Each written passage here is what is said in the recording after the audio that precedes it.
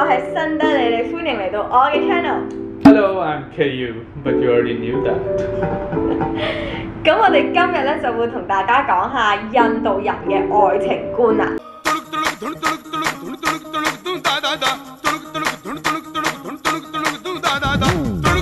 咁我哋都拍咗拖2年半啦，都開心嘅。Okay. 2.5 out of 5. Get out! Get out! Joking. You better be. 1 out of 5. Get out! Get out! 雖然我哋兩個係印度人，但係我哋喺香港拍拖，其實我覺得都有好大嘅分別嘅。Yes. 因為咧對印度人嚟講啦，或者印度文化入邊拍拖呢樣嘢咧，都有好多家長唔會咁接受，即係佢哋覺得拍拖就係等於結婚。If you're dating, then you're getting married. Yes. 咁譬如香港文化入邊啦，你同一個男仔拍拖，中學啊、大學時代，你拍咗拖幾年唔中意，你可以分手嘅。咁但係對印度人嚟講係好大嘅 problem. Yeah, a big problem， 即係唔會有分手，唔會有離婚呢樣嘢嘅。你揀中咗呢個就係呢個嘅，即係其實你冇得走嘅。Okay, whatever. 如果我哋喺印度嘅話，你覺得我哋係咪結咗婚啦已經？Most likely, because I don't think in India they would let you wait. For example, we've been dating for 2.5 years, right? I don't even think they would let you wait a year or more than a year. Yeah. At least within the first half of the year, they would already start asking, "Hello, when will you get married? What are your plans?" 同埋我啲親戚喺印度可能都有拍拖啦，有啲甚至乎結咗婚，但係咧，即係佢哋男朋友係大學時代識，但係佢哋屋企人係唔知嘅咯。係當真係想結婚嘅時候咧，啲親戚就會同佢哋爸爸媽媽講話，哦，其實我已經揀咗個男仔㗎啦，不如你見下佢啦，佢都 OK 嘅咁樣。But it's a risk. Yeah, it is a risk. So a lot of our friends we've seen many cases where they're scared to tell their parents. And even though they wait till the last minute, it's because they're scared. 點解佢哋 scared 咧？可能係宗教啊，或者種姓制度啊，或者覺得屋企人唔會接受啊。所以有好多原因令到佢哋可能都唔想同屋企人講話佢哋拍緊拖嘅。係啊，我就好大膽咁同阿媽講咗啦。我媽 Me too. 但係咧，我哋媽咪都係即係都有同我哋講話你哋都拍咗拖2年半啦 ，Is he the one? Is he the one? 係咪真係會結婚？會唔會揾第二個？咁都有同我哋講呢啲嘢嘅，同埋始終我哋兩個雖然喺香港住啦，但係如果我哋想去好似香港文化啲人好中意男女朋友一齊去旅行或者去 staycation 嘅話咧，都唔係好接受嘅，因為覺得未結婚嘅話，其實真係唔好一齊去旅行或者一齊 staycation 啊，結咗婚之後先玩啦咁樣。印度又有冇 Tinder 或者 Bumble？ How do you say Tinder? Tinder, Bumble. Tinder. What? It sounds like a Chinese word. Well, yeah, I know there's Tinder in India. I've used it. What? A few times before. What? 你幾時用啊？你幾時用啊？嚇？ I got girlfriends in India. Okay, no one. Yeah, back when I used to go India, like 3 or 4 years ago, maybe more. Once I land in the airport, I would download Tinder. I really hope my parents are not watching this. 唔係，我覺得正常嘅，其實 download dating app 個個都會啦，係咪先？你單身嘅話一定會咁做。嗱，你拍緊拖唔好咁做啊，唔好學 KU 啊。Yeah, don't do that. It's not very fun. 係啦，咁其實印度人都會用 Tinder， 都會用 Bumble 嘅，而喺印度咧，其實呢2個 app 都好受歡迎嘅。多數 Tinder 同埋 Bumble 咧，都係啲人可能上中學啊、大學嘅時候玩下啦。我又真係未見過、未聽過認真地揾對象咯喺印度。No, there probably. Oh, there is an Indian version of Tinder. It's called Shadi.com. Shadi means marriage. 喺印度文化好多人熟悉嘅 app 或者嘅網站咧，就係 In general, it's those matchmaking.com。因為大多數如果女仔想即係就嚟要結婚啊，咁佢哋爹哋媽咪咧都會將佢張相啊、佢啲 bio data 擺晒上網，睇下有冇對象啱佢嘅。It's like a resume. Yeah, it's like a resume. 喺印度文化入邊咧，或者印度人都好中意講笑嘅時候，同佢哋 friend 講笑話，喂，你唔聽話嘅話咧，我就將你張相同埋將你啲 details 擺咗上 marriage.com， 幫你揾個好啲嘅老公啦。咁呢啲都係講笑話咁。Yeah, jokes, just Indian jokes. 係，但係的確喺印度有好多家長幫佢哋仔女揾對象嘅時候咧，都會用呢啲網站嚟揾嘅，或者甚至乎咧係有啲做 matchmaker 嘅人。喺印度即係有好多係做 matchmaker 為正職嘅人咧，佢哋都會幫你揾到一個對象嘅。咁所以其實 dating app 呢樣嘢，我覺得印度嘅上一代，即係我哋家長啊，或者 uncle auntie 就唔會咁接受，反而我哋年代多啲人就會接受 dating app 咯。好啦，咁講 arrange marriage 呢樣嘢啦 ，KU 爹哋媽咪同埋我爹哋媽咪都係 arrange marriage 啦。咁其實咧喺香港文化，我覺得都冇乜聽過 arrange marriage 呢樣嘢，係咪？No, everyone always gets surprised, like my friends or colleagues, my Chinese friends. When I tell them that arranged marriage is still something that happens, they get so surprised. Like, Yes. Oh my god, are you being kidnapped? No. 係啦，咁其實 arrange marriage 而家都有啦，咁就比之前係少咗好多嘅。我好多親戚啊，或者我聽過印度人咧，都係可能會識咗男朋友2-3年，跟住就會同家長講咯。咁但係喺印度比較落後嘅城市都會有 arrange marriage 嘅。And not just village, even the city. Yeah， 都係睇屋企人。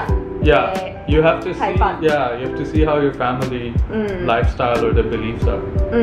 咁但係香港我哋真係冇見過，因為多數我聽我啲朋友講，佢哋屋企人都係，即係佢哋爹哋媽咪都係中學或者大學開始拍拖，跟住就結婚。咁所以對香港文化嚟講咧 ，arrange marriage 呢樣嘢真係幾得。係啦，咁我哋都唔知香港文化有冇包辦婚姻啦。如果有嘅話，或者你哋見過嘅話咧，都可以喺留言同我哋講嘅喎。下一樣嘢都想講嘅咧，好多人都好好奇嘅，就係 one night stand。我哋印度文化有冇呢樣嘢咧 No. Quick answer. No.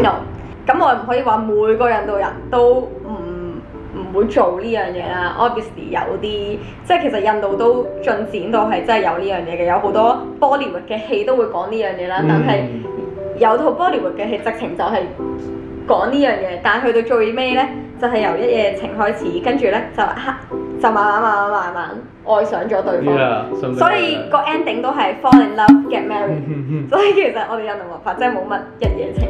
咁但係反而香港都會聽過啦，即係唔係好多人，但係對好多人唔係好 common 啦，但係都會有聽過嘅。咁呢樣嘢都有一個分別。咁我哋印度人拍拖或者喺印度啲人拍拖會做啲咩呢？多數咧都係會個男仔多數識揸車啦，咁都係會接個女仔，跟住就會帶佢食。I think Lily watches too many movies.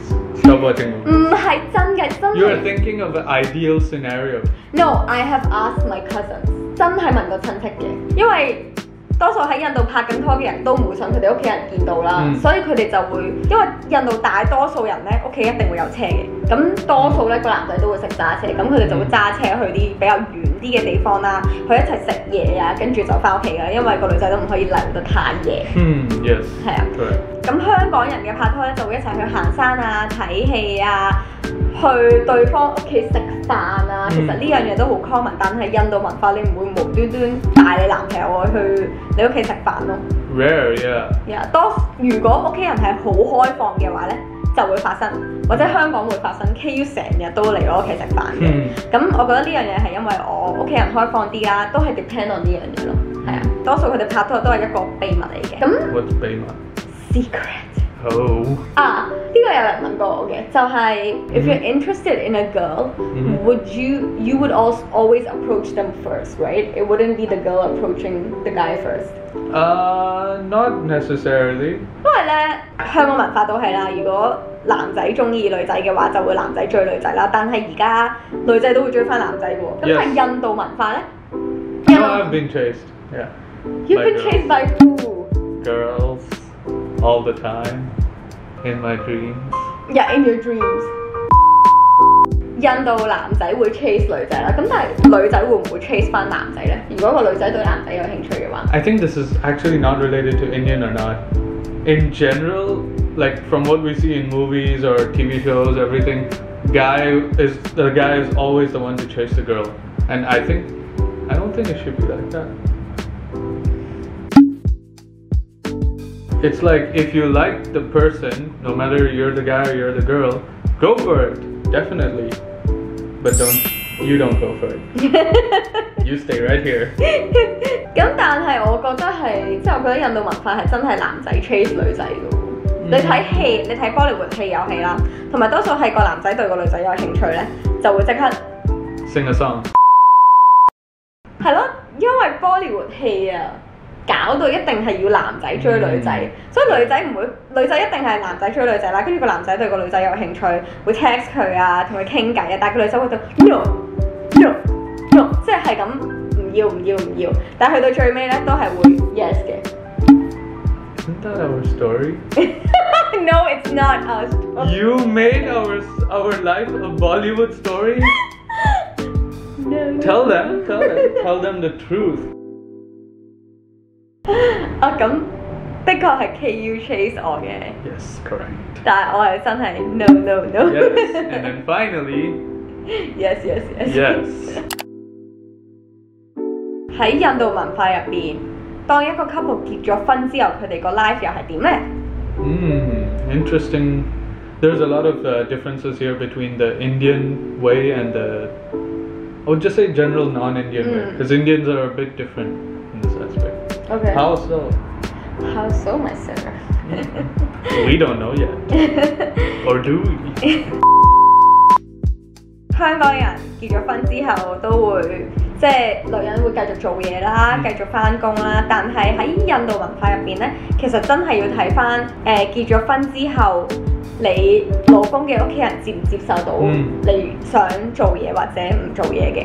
好多時你結咗婚之後咧，你都好想做嘢，但係你老公屋企人唔俾嘅話咧，咁你就要做一個 housewife 啦，因為你結咗婚之後就係睇佢哋點講嘅，唔係睇你自己想點嘅。咁我覺得呢樣嘢係有啲 sad 嘅。但係喺香港嘅話咧，我覺得香港好有自由性啦，同埋每一個女人咧都唔會因為有個好有錢嘅老公啊，或者結咗婚之後會坐喺屋企嘅，係個個一定要做嘢嘅。咁我係好 appreciate 呢樣嘢嘅。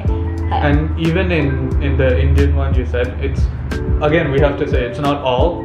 It really depends on the family, the upbringing, etc. And it happens much less now than before, I would say. Yes, for sure. 印度人會唔會離婚呢？而家係多咗好多嘅。咁但係 yes，the rates have increased. But 喺印度文化入邊有接唔接受離婚呢樣嘢呢？ No, it's in English there's a word called stigma. There's a very big stigma attached to this concept. Okay, why so? No, in general, like Indian people, they don't believe, because it's the same ideology or it's the same concept that leads to arranged marriage, which means if you are arranged or if you are married, it's a sure thing. The same idea means if you separate, no, you can't separate. You're kind of like stuck for life. Yeah. 咁喺香港文化啦，其實離婚咪離婚咯，唔係好特別。Yeah, I mean, not like very easily go, but if you it's mutual. It's more mutual in Hong Kong culture. That's what I would say. 但係喺印度嘅話咧，其實離婚呢樣嘢係，如果你離咗婚啦，個女仔離咗婚要走咯，咁其實佢係好多印度人都唔會接受嗰個女仔返佢自己屋企人屋企咯。Where would she go? Start her own life. That's brutal, I didn't know. 係啊，咁真係睇屋企嘅呢個，但係我都聽過啦。如果一個女仔喺印度離咗婚之後咧，其實好多屋企人都唔會接受佢，因為佢哋覺得你結咗婚啦，你要走，而你唔可以再翻嚟我哋屋企住噶啦，因為你已經唔係屬於我哋噶啦。咁你就要 start 一個新嘅 life 啊。咁其實呢樣嘢係好 sad 嘅。有時有人離婚唔係一定係個女仔嘅錯，但係都係會 support 男仔咯，係啊。Blame the woman. 好啦，就嚟到呢度。咁好啦，我哋條片就嚟到呢度啦，記住 like、subscribe 同埋 comment。係啦，咁如果你哋對印度文化入邊嘅愛情觀有咩問題嘅話咧，你哋都可以 comment 度問啦。I just said that. Sorry. Comment. 咁我哋下條片再見，拜拜。拜。嚟從未走，走之前記住 comment、like 同 subscribe 我個 YouTube channel 啊！下次再見，拜拜。